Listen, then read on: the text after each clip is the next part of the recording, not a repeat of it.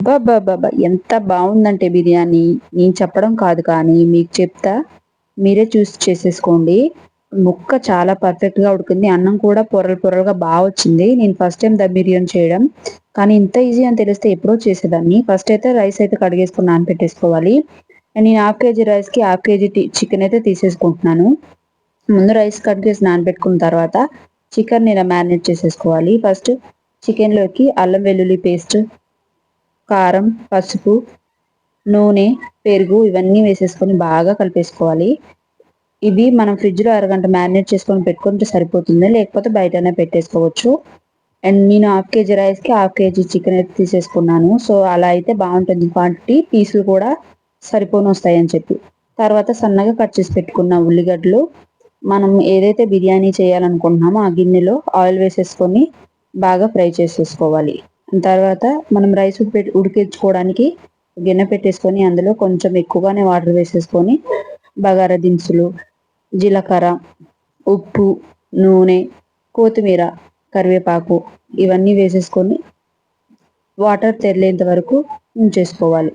అన్ని ingredients set చేసుకొని cut చేసి పెట్టుకుంటే దమ్ బిర్యానీ ప్రాసెస్ అంత లాంగ్ ఏం కాదు. ఈజీగా చేసేసుకోవచ్చు. ఇలా ఫ్రైడ్ ఆనియన్స్ కూడా వేగిపోయాయి. ఇవి పక్కకు తీసుకున్న తర్వాత ఇందులో మ్యారినేట్ చేసుకున్న చికెన్ కూడా వేసేసుకోవాలి.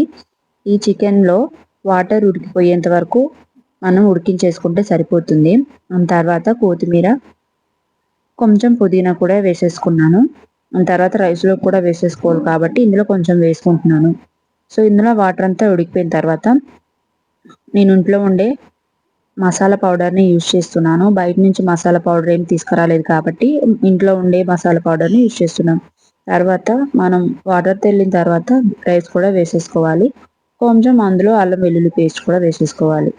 అండ్ తర్వాత ఇందులో చికెన్‌లో ఫ్రైడ్ ఆనియన్స్ కూడా వేసేసుకున్న తర్వాత బిర్యానీ మసాలా కొంచెం వేసుకోవాలి. 70% ఉడికిన రైస్‌ని చికెన్‌లో వేసుకోవాలి. 70% ఉడికితే సరిపోతుంది. ఎక్కువగా ఉడికించుకున్నా కూడా అది మెత్తగా అయ్యే ఛాన్స్ ఎక్కువగా ఉంటుంది కాబట్టి. సో, ఇలా సింపుల్‌గా చేసేసుకోవచ్చు. హోటల్ స్టైల్‌లో చాలా బావుంది. మీరు నమ్మరు కానీ ఫస్ట్ టైమ్ చేశాను. ఇంత బాగా వస్తుందని తెలీదస్సలు. కొంచెం భయంతోనే చేశాను వేస్ట్ అవుతుందని చెప్పి. సో, ఇలా సింపుల్‌గా చేసేసుకోవచ్చు. మీకేమైనా టిప్స్ కావాలంటే కామెంట్ చేయండి. ఇంకా చెప్తాను. తర్వాత కొంచెం కొత్తిమీర, కొంచెం పుదీనా, తర్వాత మీకు ఫుడ్ కలర్ కావాలంటే వేసుకోవచ్చు. లేకపోతే పాలలో కొంచెం పసుపు మిక్స్ చేసి కూడా వేసుకోవచ్చు.